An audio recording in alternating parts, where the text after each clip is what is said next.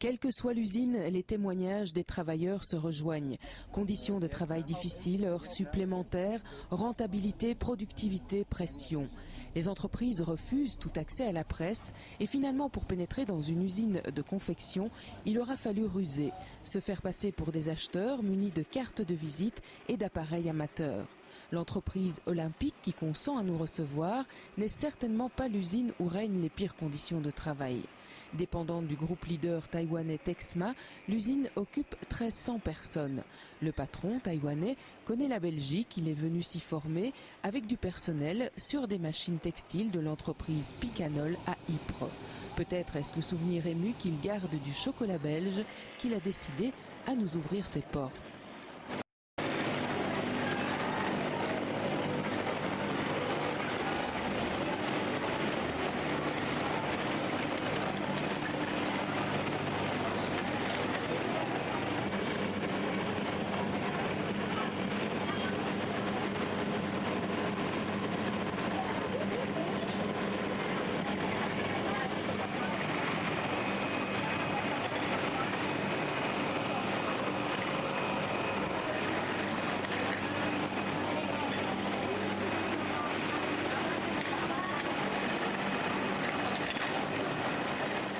Dans un hall immense qui ressemble à une batterie d'élevage, l'air est moite, la chaleur suffocante.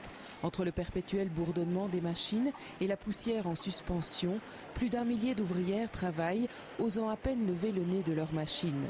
De ces chaînes de fabrication sortent les nouveaux modèles féminins des marques Gap, JC Penney et prochainement Walmart.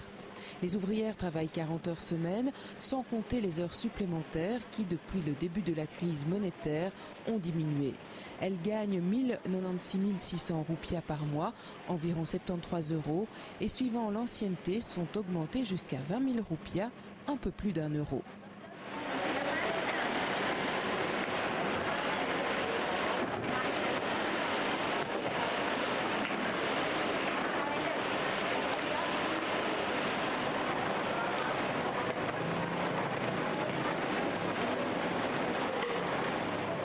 Les travailleuses permanentes sont ici majoritaires, contrairement à bien d'autres entreprises où les intérimaires peuvent représenter jusqu'à 90% des effectifs. Une autre façon pour la direction de décourager l'organisation en syndicat.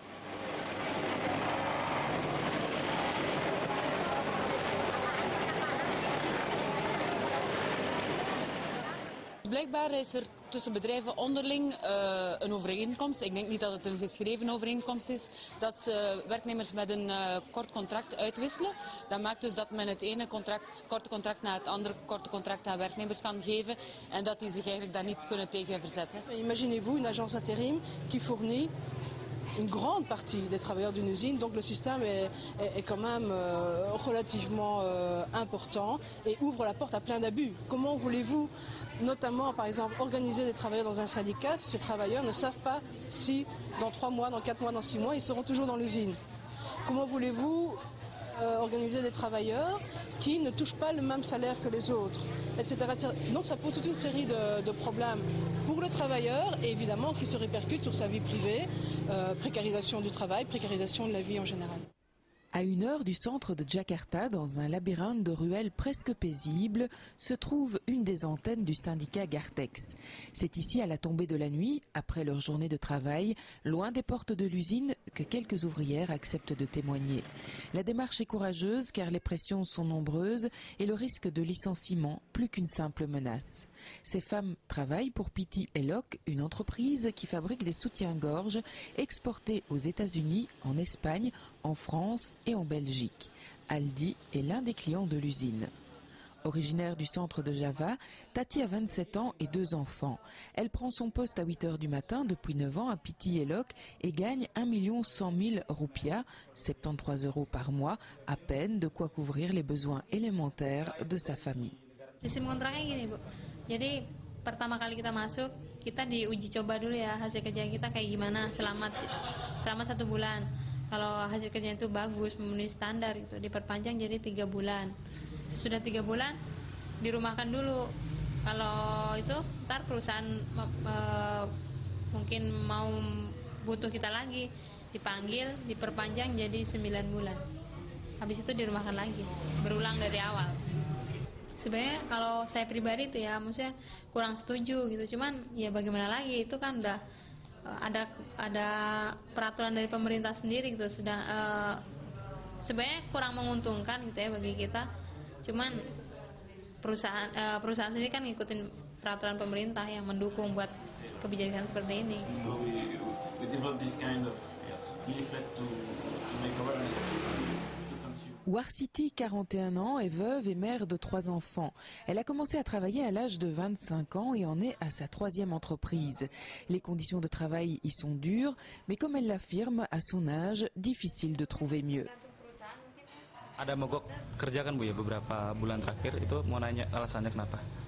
Alasan mogok kerja terakhir itu minta uang makan, minta naik gaji, terus minta fasilitas untuk musola, kebersihan. And did they obtain what they wanted? Dan melalui mogok itu udah tercapai belum Bu yang tujuan-tujuan tadi itu? Ya alhamdulillah sudah. Yes, they obtained those objectives. Everything. Semuanya? Un sourire qui en dit long. Photos et folders permettent d'échanger et soudain pour ces femmes qui à longueur de journée fabriquent des soutiens-gorge, leurs produits se matérialisent dans des publicités de chez nous qui vantent les prix bas. Kesannya ya menyenangkan gitu ya, kayaknya nggak ada mungkin kalau nggak sekarang kapan lagi gitu, kayaknya berharga banget gitu pertemuan kayak gini gitu. Jadi mungkin ya pertama mungkin menambah wawasan ya, pengalaman gitu. Jadi kita tahu oh ternyata barang-barang kita sampai di sono. Zij hebben ook een beetje schrik om iets te vertellen. Dat was ook mijn eerste indruk als ik die mensen... we begonnen elkaar te praten over wie we waren en zo. Dat ze begonnen dieper in te gaan op hun werk en op hun, hoe dat ze behandeld werden. Dan twijfelden ze eerst om iets te vertellen uit schrik dat ze hun werk zouden verliezen. En zij hebben echt hun inkomen nodig voor hun gezin te kunnen zorgen. Bij ons, de vrouwen in de verkoop, de mensen in de distributie werken ook aan een heel laag loon. Die moeten zich ook verplaatsen. Sommigen moeten ook heel flexibel zijn, overuren presteren voor hun baas. Dus dat kunnen we wel vergelijken.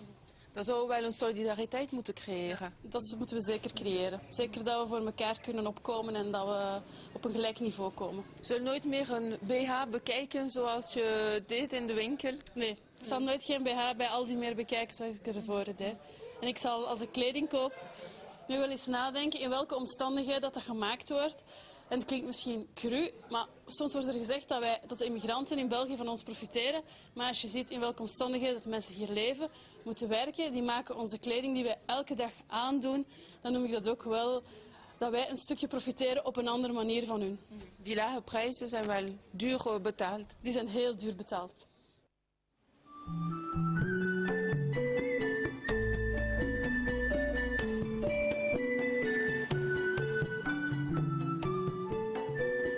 La délégation belge a rencontré de nombreux représentants syndicaux de l'industrie de la confection ou de la distribution, assisté à des formations pour délégués syndicaux, échangé aussi avec des groupes de travailleurs de Tangerang qui font du monitoring d'entreprise afin de ne pas laisser le terrain occupé par les seules sociétés d'audit commercial.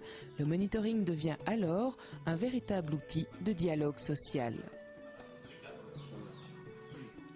Rizdawati Manik fait partie d'un groupe de monitoring qui a travaillé sur les entreprises de confection auprès desquelles se fournit Aldi. L'enseigne allemande, très présente en Belgique, avait elle aussi initié de son côté une étude. Le moins que l'on puisse dire, c'est que les résultats sont spectaculairement opposés. Kemarin itu waktu kita mengadakan riset itu pelanggaran yang dilakukan perusahaan gitu ya terhadap buruh itu saat ini jadi berkurang gitu. Jadi istilahnya pelanggaran-pelanggaran yang mereka lakukan itu jadi istilahnya itu jadi sudah teratasi gitu. Jadi istilahnya ada banyak hal perubahan yang terjadi di perusahaan. Gitu.